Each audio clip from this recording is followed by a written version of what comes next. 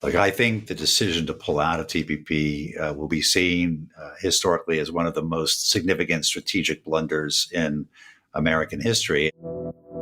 You're listening to One Decision, the podcast that looks at the choices made that shape our world. I'm your host, Julia McFarlane. And I'm Sir Richard Dealove, the former chief of MI6, the British Secret Intelligence Service. Together, Sir Richard and I talk to the top decision makers and influencers who shape world events to try and understand what it is that drives the defining choices and decisions that have global impact and affect us all. Now, for the last few weeks, we've paid close attention to the crisis in the Middle East and the latest escalation between Israel and Hamas in Gaza. It's dominated headlines and global attention this last month, and rightly so. But this week, for our main discussion, we're going to be checking back in on the various diplomatic meetings and summits coming up between top-level US officials and their Chinese counterparts. They've been ticking along the last few weeks, trying to patch things up after relations really deteriorated earlier this year after Chinese spy balloons were spotted over US territory. So we have as our guest this week the new president of the Council of Foreign Relations, Michael Froman. He's going to talk to us about all things US, China, and national security. But before we get into that, I did want to bring up with you, Sir Richard, just a few news updates on Israel and Gaza since our last podcast. This is obviously going to remain the top foreign policy issue on the entrees of President Biden, Arab leaders in the region, but also here in the UK, it's still dominating the news agenda. And I think partly because it's such a divisive topic in our national conversation. And just this week, we've had politicians in both the two main parties being suspended and even sacked for some of their comments about the conflict. We've seen also in the last few days, the Israeli Prime Minister Netanyahu has dismissed international pressure and calls for a ceasefire, saying that would essentially amount to surrender to Hamas. Richard, Netanyahu's also been in some hot water domestically. He was forced to delete some tweets claiming that his intelligence chiefs had failed to warn him about an impending attack. He got slammed for his tweets, even by other members of his war cabinet, and rather embarrassingly, he had to delete the posts and issue what I think for Netanyahu is quite a rare apology for what he said. And he added that he had total confidence in the security services. I mean, how damaging do you think is the split between the military, the security services, and the politicians in Israel in the middle of this war? Well, I'm not sure that the split is institutionally serious. I think what is problematic, particularly for Netanyahu, is the blame that a lot of prominent Israelis place on him because of the political background that we've all read about widely in Israel that preceded the crisis. So I think it's more a reflection of Netanyahu's concerns about his own political future. But obviously, at a time of crisis, what one would expect from Israel in particular is unity amongst the politicians, the IDF, the Israeli Defense Forces, and their intelligence and security community. And I think probably that sort of background explains why Netanyahu found himself in hot water. I think he's worrying about his own political future, and with good reason. I mean, some of my interlocutors are telling me he's dead politically once this military engagement is finished, or maybe it won't be finished cleanly, but once that's no longer the sort of primary issue that's being talked about and concerned within the Israeli government, he's got a very parlous future. I mean, that's something a lot of people have been saying, but I mean, this is Netanyahu we're talking about. He's been prematurely written off so many times. He is the great survivor. I mean, do you agree with those assessments? With everyone saying, oh, he's finished after this, oh, he's a dead man walking. But do you think there's any chance he'll be able to cling on somehow? Personally, I doubt it. I mean, I might say only cats have 7 lives. What I mean by that, even their lives are finite. I can't really see Netanyahu escaping from this one. I think he's in a very, very vulnerable political position. And I mean, before this crisis started, I know from 1 or 2 of my old friends and interlocutors on the intelligence side that they are appalled by the whole business of his attack on the judiciary. So, the foundations of his political situation were pretty weak before this started, and I think they've largely been removed now. So, he's without foundation, in my view, without political depth. But let's see how it plays out. There's also been some modest successes with regards to humanitarian aid making it into Gaza amid the Israeli airstrikes on the Gaza Strip. The border with Egypt, the Rafah border crossing, that opened this week for the first time in this latest round of war. There were some dual nationals and injured Palestinians who crossed the border into Egypt, and a slight increase in the number of trucks going in, although a fraction of what is needed. Some of those trucks now being allowed into Gaza is something that's taken weeks and weeks of pressure of, I think, a lot of American legwork persuading the Israelis to let that in. Richard, the pictures coming out of the bombardment in Gaza, it's incredibly distressing and disturbing, and it sparked a massive surge in reported anti-Semitic and also Islamophobic incidents here in the UK. I expect we're seeing also an uptick in the US and other Western countries. And so it's quite unsurprising, really, that we also saw this week Christopher Wray, the head of the FBI, saying that the conflict, and in particular the Hamas attack on Israel on October 7th, had raised the threat of a terror attack against Americans in the US to a whole other level not seen since ISIS launched its so-called caliphate nearly 10 years ago. Yeah, well, I think what's happened, if you took a general analysis of the terrorist threat, the capability of ISIS has been diminished, and a number of the more recent attacks have been, I think, what one would more describe as lone wolves, radicals who are inspired to do extreme things, but they're not, as it were, at the base or involved in an organized or fundamental conspiracy, which, let's say, precedes a big terrorist attack when there's a lot of organization and messaging. I imagine that, Wray has made the statement on the basis of evidence that the US intelligence community has picked up, probably quite a lot of it from Intercept. The sort of noise that will be circulating on extremist websites or amongst groups. And I think probably what he's talking about is the rising threat of conspiracy attacks, i.e. organized, more serious attacks on US interests, whether that's in the Middle East or more broadly, globally. And, there's no question that Hamas probably has some of the capability to carry that out. So, yes, I would agree with him. I think there is a rising threat. I think there's a rising threat of lone wolf attacks too, because one's seen one or two incidents already, because there will be individuals who are inspired or appalled by these events. I mean, I think I said on the last podcast that there are no good options for Israel. In a way, they've walked into a trap. The trap is that the media was set against them before their sort of counter-offensive against Hamas even started. And you can now see that unfolding in the media and the sort of massive criticism that they're getting, particularly in areas which are, well, the Middle East in particular, and then, the developing South. I mean, all these sorts of areas where there's strong sympathy for the Palestinian cause. And I mean, even in the UK, I must say I'm quite shocked by the size of the demonstrations here. And I was talking to someone last night who said that is even evident in bits of New York City where there is a significant immigration. Yeah, I mean, I would just push back on it because I think it's personally, I do have a lot of faith in my colleagues in the media. And I wouldn't say that it's the media dead set against Israel, but I think the nature of these punitive airstrikes on such an impoverished place where people are not free to escape, they can't leave by the sea, they can't leave by land borders.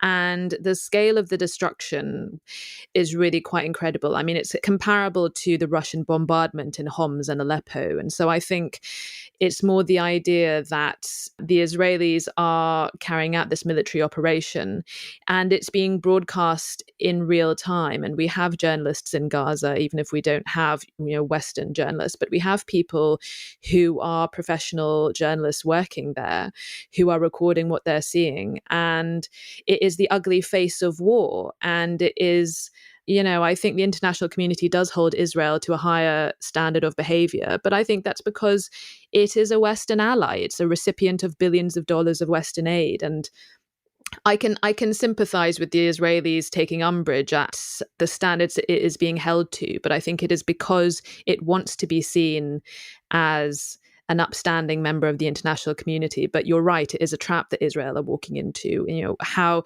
they have to respond to Hamas, but it is one that's difficult. Yeah, I think, the problem is profound. I mean, we seem to have got ourselves into a frame of mind in the 21st century. That war is conducted according to, a legal framework.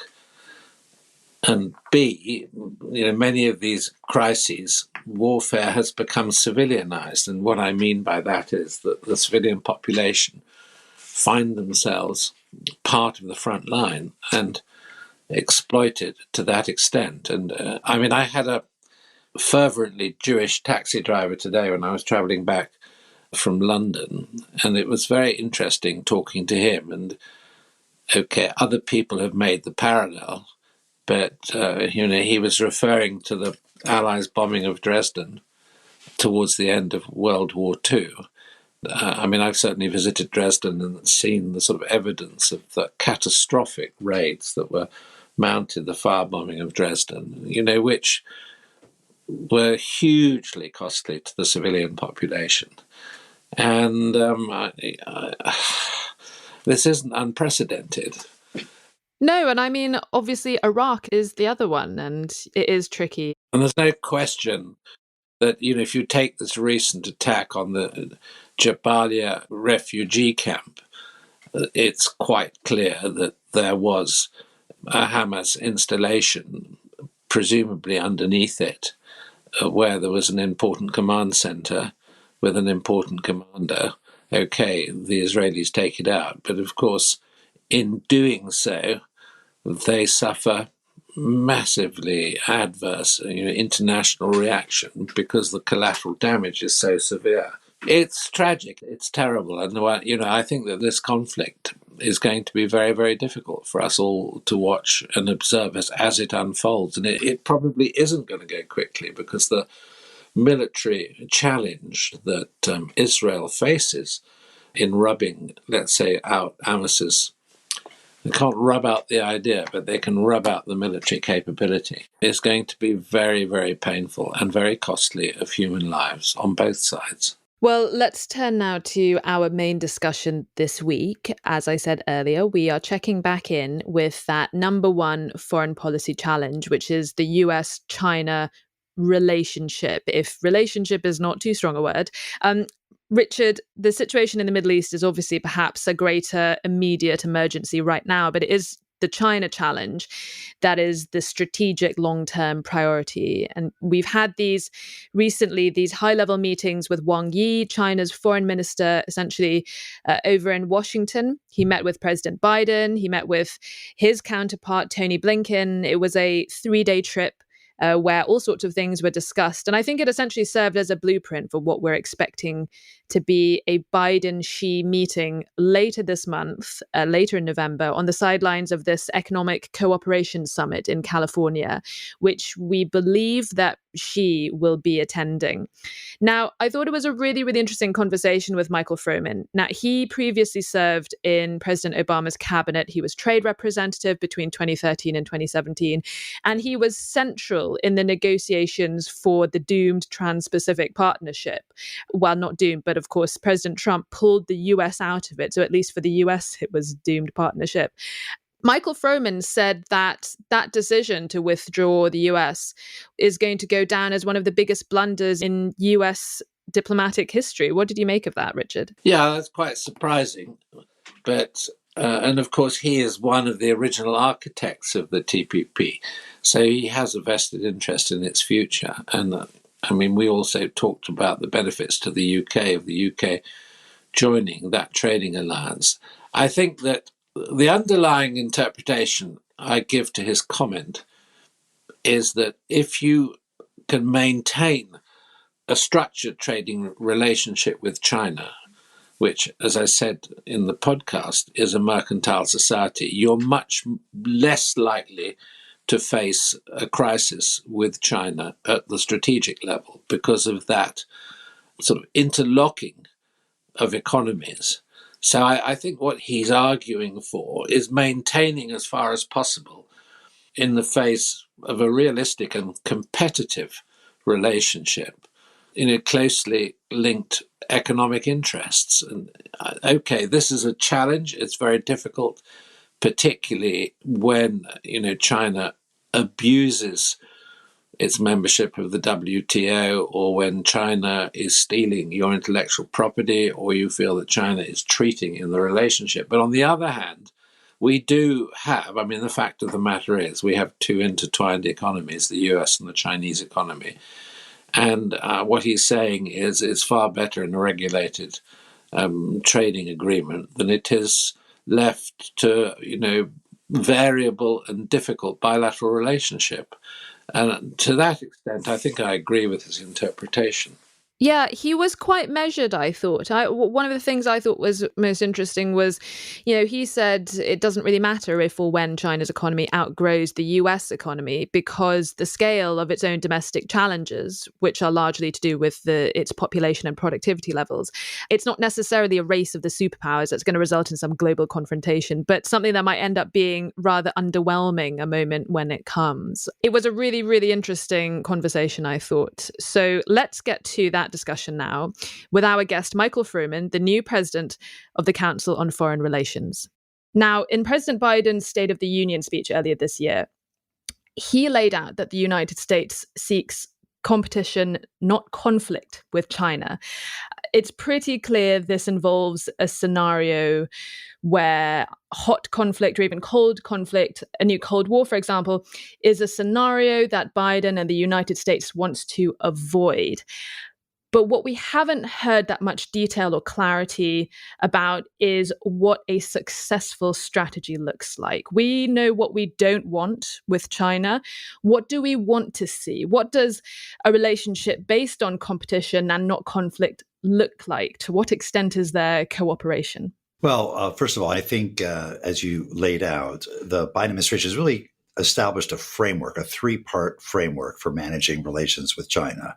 One is to identify that set of issues where we should cooperate, where it's in our mutual interest. And those could be issues like climate change, issues like nonproliferation, areas where we've in the past had a great deal of common interest in working together.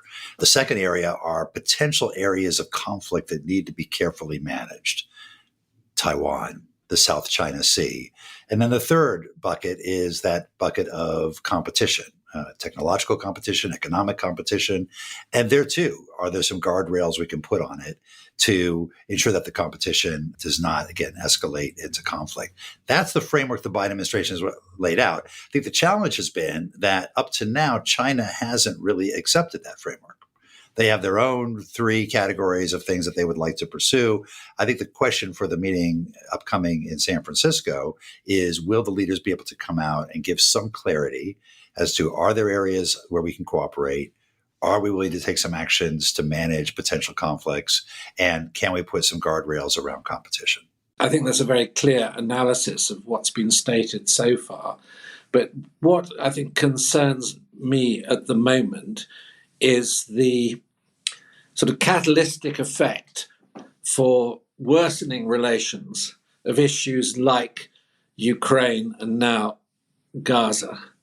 And the sort of thinking that I've certainly encountered, for example, today, is that, and I was talking to the MP in the UK who used to be until very recently head of the Defence and Security Committee, and he's a former junior minister for foreign affairs. And he was saying, isn't there a danger that, China is pulling the United States into, as it were, a false position of confidence that the relationship can be managed, when the preconditions in the international situation may be tempting China to become actually more aggressive rather than less aggressive. And more aggressive in the context of Taiwan, or with Well, regard to those? Taiwan specifically, Yes, yeah. Isn't this the moment for China to blockade Taiwan so that you've got polycrisis around the world? And we all know that governments are not great at handling three crises at the same time. They've got two on their hands at the moment. Look, I think there is potential for the fact that the U.S. is very focused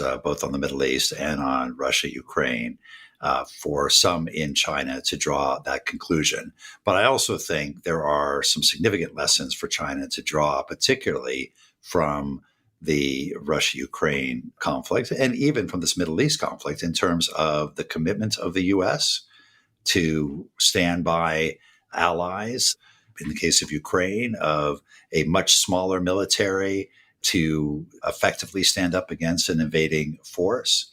The concern that insurgencies are very hard to fight. And so one should think twice before at least some sort of invasion of Taiwan, which I don't think is what China really has in mind necessarily. So I do think there are multiple lessons to be drawn from this.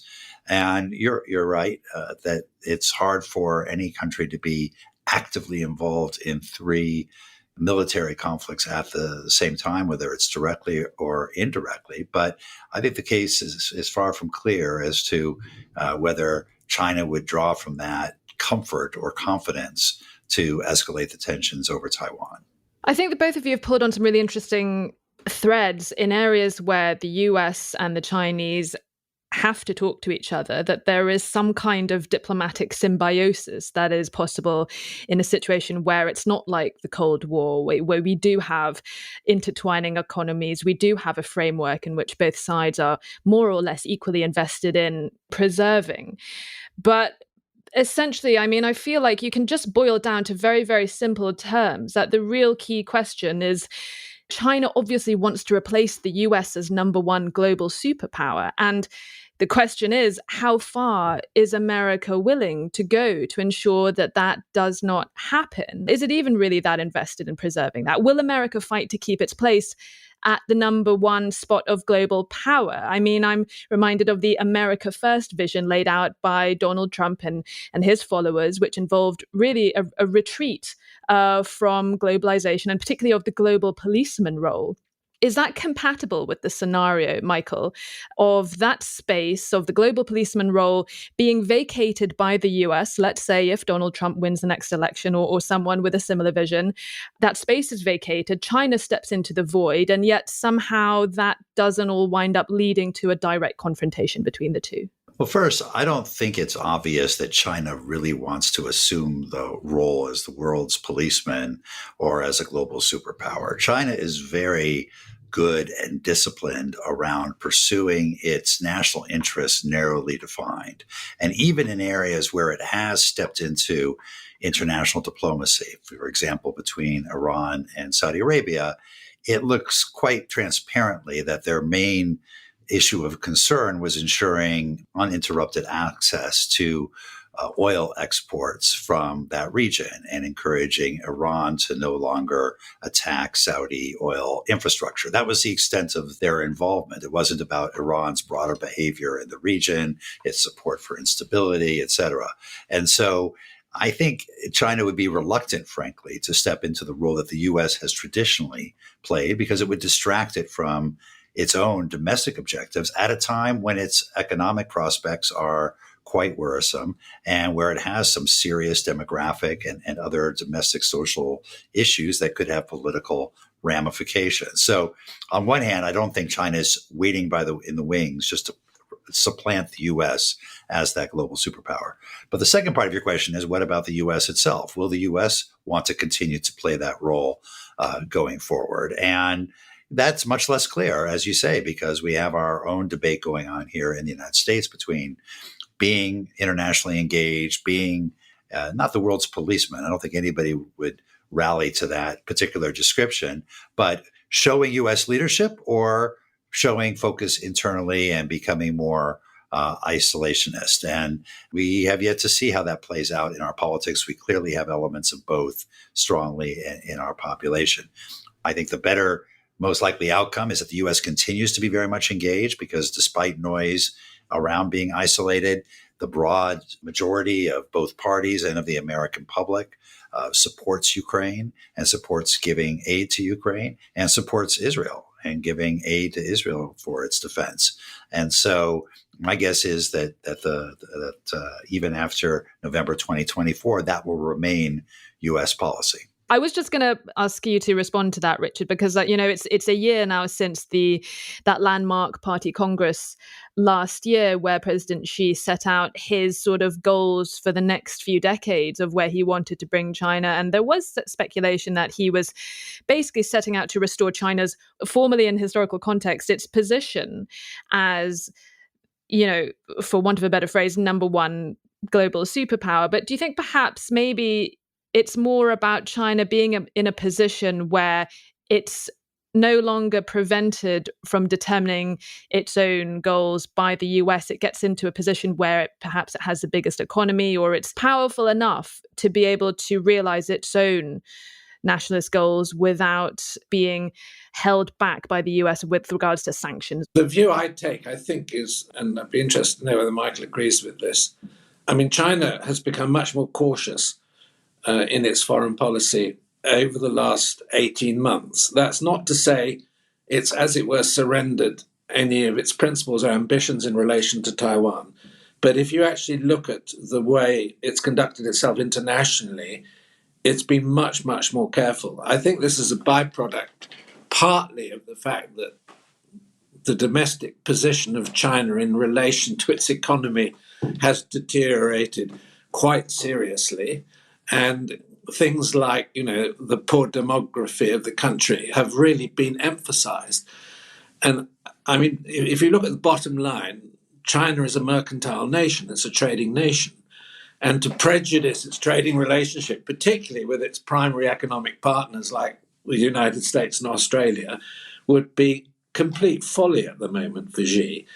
And I think the reason that, one's seen this growth of dialogue, particularly with the US, through Blinken and the National Security Advisor and senior members of the State Department, and there have been quite a lot of contacts, if you look at them and list them, I think China is just behaving much more cautiously, with much more care and attention. And I think, in a way, one should look at this as the lead up to a meeting between Xi and the president, which won't necessarily have a positive outcome, but it will avoid a lot of the negatives which we've seen emphasized over the last year to 18 months in the US-China relationship. So I'm personally feeling a little more optimistic about the prospects. I don't know whether Michael agrees with that. I do agree with that. And we just had Wang Yi here for the last few days, and there was very little of the wolf warrior evident in his conversations. Now, to Sir Richard's point, he didn't give up on any of China's core interests, needless to say, but it was a much more businesslike, down-to-earth discussion about what concretely might get done in the context of a meeting to draw a line under the relationship, to stabilize it, which I think they need, given what's going on domestically, and we find desirable, obviously, as well. So I too have some cautious optimism, not for major deliverables coming out of the bilateral in San Francisco, but some modest steps, some good mood music, some messaging from the leaders to their own governments about how to take the relationship forward during what will be a very important year between Taiwan's election in January, a U.S. election in November. And so I think both sides have a strong interest in just creating stability. I think that's really interesting. I think that it's sort of one step forward, two steps back, or maybe it's the other way around. We're in a position, we're anticipating President Xi turning up to this economic cooperation summit in the middle of the month. And yet the headlines are always full of the US ratcheting up restrictions and limits on things like semiconductor chips to China. What is the nature of the relationship between Washington and Beijing economically? Because obviously as we've mentioned, these are two countries who are huge mutual trading partners. There's a lot at stake. Well, I think this administration has been very clear from the start that we were going to take issues around economic competition and technological competition seriously. And that didn't mean we can't cooperate in other areas. It didn't mean that we wanted to keep China down as an economy. Indeed, China's growth is good for the global economy. But at the same time, being very clear and very consistent that there were going to be certain technologies and certain areas of the economy that were sensitive and that those would be constrained, and trying to be very transparent about that. So I think that's what you've seen on the part. Now, China doesn't necessarily like that. They call that unfair competition. And I think there is now a dialogue going on for China seeking clarification of just how large that yard is going to be of prohibited exports and how high that fence is going to be around the yard. But I think they understand that the U.S. no longer sees it as its obligation to share technology with China that China can then use in a military sense against it or in an intelligence sense, and will want to compete to maintain a lead in those technologies for as long as possible. Julia, can I just add to what Michael's just said? Because there's a minor key model for this, which is Australia's relationship with China. Okay, it doesn't sort of cover technology, but it covers national security. And, the Australians have been very tough on China on national security issues, but it's by far, the Chinese-Australian trading relationship in agricultural products and minerals in particular are vital to both economies. So I think that Australia's demonstrated that you can play tough with China, but keep the economic relationship fruitful and beneficial to both countries.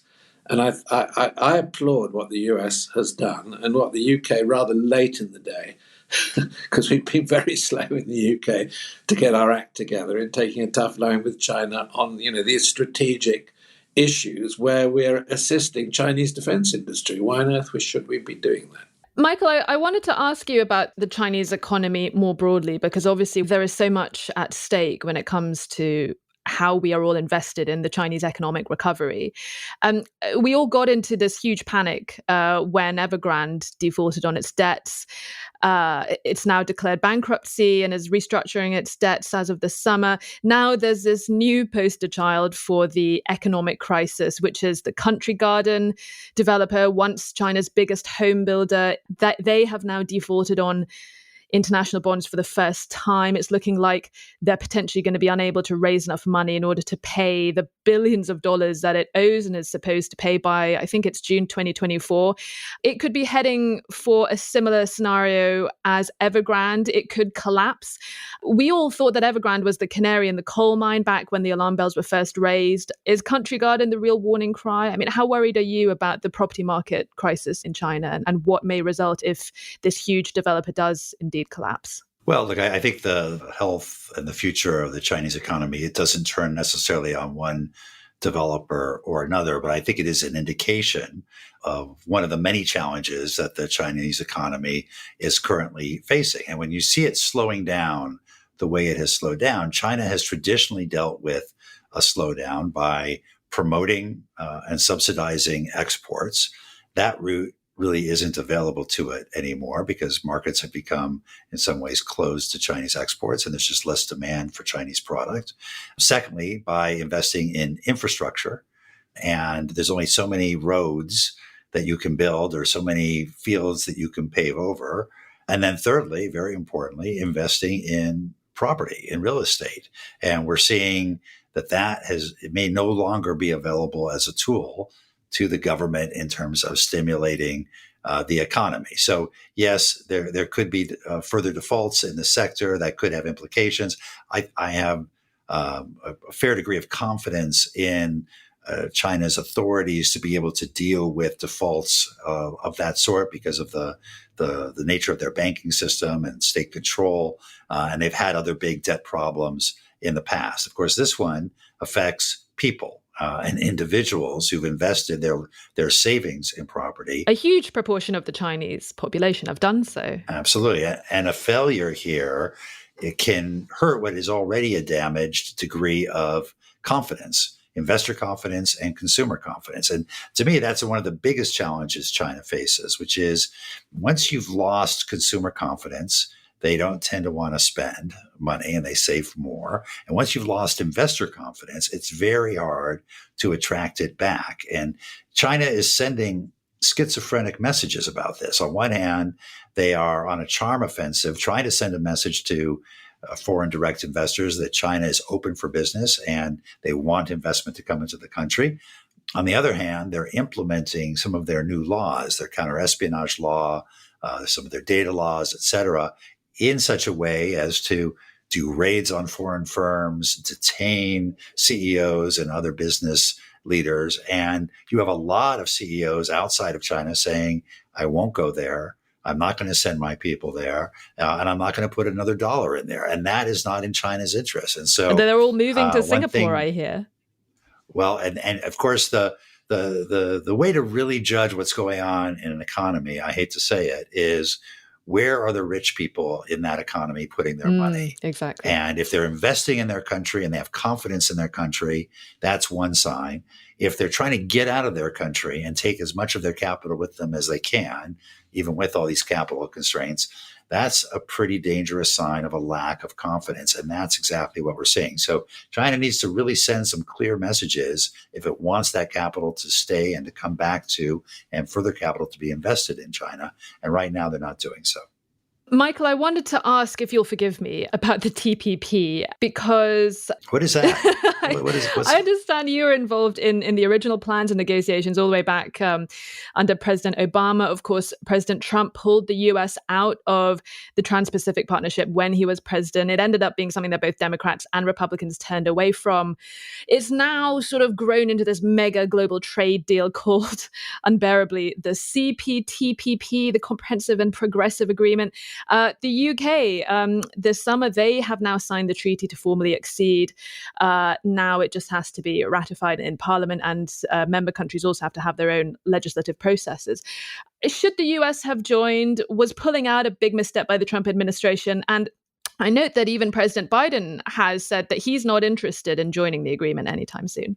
Look, I think the decision to pull out of TPP will be seen historically as one of the most significant strategic blunders in American history. And I think all you need to do is look now at just how important an arrangement like that could be in terms of balancing China in the region. The more China exerts its influence in the region, and as you alluded to, it wasn't that China has a tradition of being a global superpower, but it certainly has a tradition of being a regional superpower. The more it exerts that, the more the countries in the region want the U.S. to be involved and engaged, as to give them choice, to give them hedging, and to be a balancer for China. And that's exactly what the TPP was intended to do. The politics have shifted quite significantly against free trade agreements, and I understand that. I'm not holding my breath for the U.S. to return to TPP anytime soon. And I think the Biden administration, in pursuit of the Indo-Pacific Economic Framework, is a substitute mechanism. It's nothing like a free trade agreement, but it does help get some of our economic allies and partners in a room together to talk concretely about things that they can do to further integrate their economies. I think it's worth adding, Julia, that the UK sees this as a pretty strategic move in terms of its global trading position now that we have left the EU as a member state. I think the press it gets in the UK, this trading alliance, is generally very favourable. And I think even if there's a change of government in the UK, I don't think there'll be a change of policy on this new, association or market association for the UK. I think it's quite a bold strategic move by the UK. It allowed them to get free trade with 11 other countries, some of which they already had some degree of free trade with, but and to play a very significant role in a key region of the world.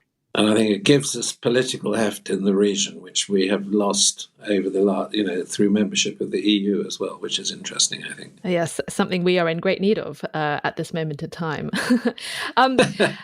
Michael, we're running out of time. I just wanted to turn back to geopolitics, and I wanted to ask you about the East China Sea, the disputes in the Pacific, and also the growing anxiety that a lot of America's allies have voiced concerns in recent years. Of course, the Philippines, there's been another sort of spat between the Philippines and China. We've seen a lot of Pacific nations signing security agreements with China. We're seeing growing anxiety about Chinese expansionism.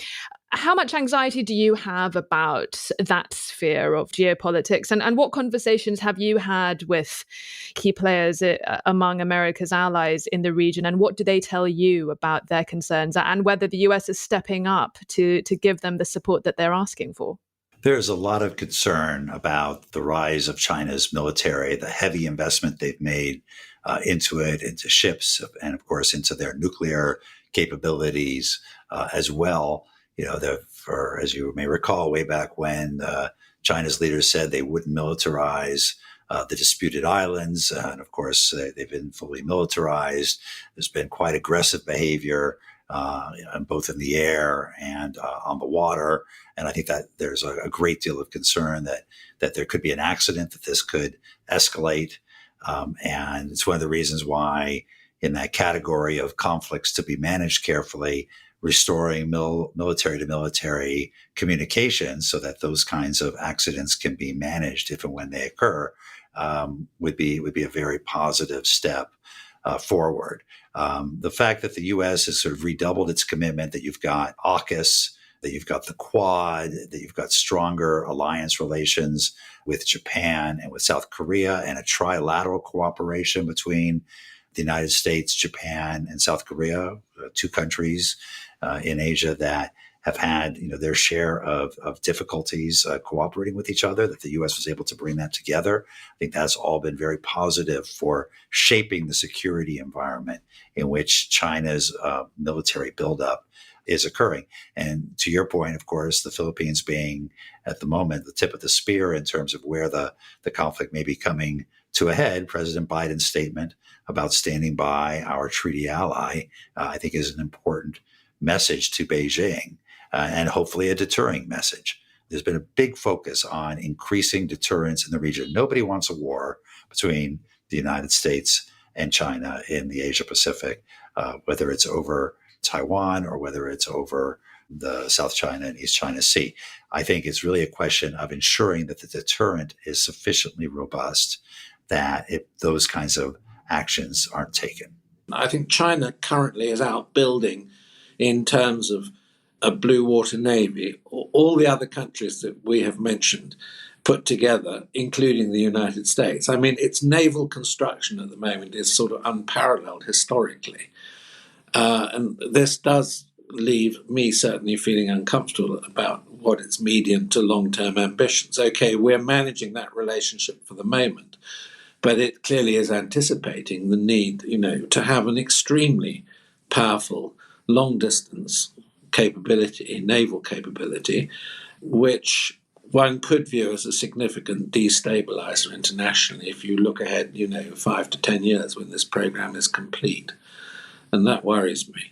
I share that concern. And, of course, and they're beginning to build out some bases around the world. But I do take some comfort that nobody has the string of bases and, very importantly, the string of alliances that the U.S. has as a counterweight to that. That being said, I think to your point, it's something that really bears watching because it could be quite destabilizing. Well, the UK certainly needs to up its naval shipbuilding program. We're massively behind the curve, and that's one of the big changes we need to make in the UK. What comes after Xi? The economist Derek Scissors has forecasted that China's economy will grow briskly in the 2020s, but slow down in the 2030s as it experiences the effects of an aging population, growing debt, and self-imposed constraints on private sector innovation. He expects that the gap between the US and Chinese GDP, currently at $7 trillion, will narrow to $4 trillion by 2030, but then begin to widen again by mid-century. In other words, Beijing is neither on the cusp of peaking, nor is it on a road to hegemony. It will be an enduring but constrained competitor to the United States. Xi is in his 70s now. He's not mortal. There will be, China after Xi. What are your thoughts on that economist's assessment about China in the years to come? Well, I think far too much attention is paid to that moment in time if and when China's economy on a nominal basis surpasses the U.S. economy. I don't think it really matters whether China's economy is slightly larger than ours or slightly smaller than ours. It's a big economy. It's an important economy, as is ours. And we're each going to continue to compete and grow the best we can. I think to Derek's point, the challenges facing China, just take demographics and the aging population, but then the shrinking population. And I'm sure you've seen the reports that China is expected to shrink down from 1.3 or 1.4 billion now to something like 700 million by the end of this century. While India continues to grow, Nigeria continues to grow, the U.S. is more or less the same or maybe slightly larger, in part because we tend still to have a more open immigration policy and a slightly better birth rate. But it's very hard to turn around China's one-child policy and the other factors that are limiting their capacity to deal with their demographic challenges. And one then has to ask the question, if you've got a population that is cut in half and productivity, relative productivity only increases so much, how are you going to continue to make the gains and advances that you hope to gain? So they've got tremendous challenges, including the ones that Derek mentioned in that article. Whether or not they get slightly bigger than us or continue to fall short, I don't think really matters. And I think it's really more about what are their long-term prospects, and they're going to have some serious issues to deal with. That's it for this week's episode of One Decision. We drop new episodes every Thursday. Like and subscribe so you never miss an episode. Drop us a line. Tell us your thoughts. What decisions have impacted you and where you live? You can write to us. Our email is onedecision@onedecisionpodcast.com. From me and the team, thank you for listening and see you next time.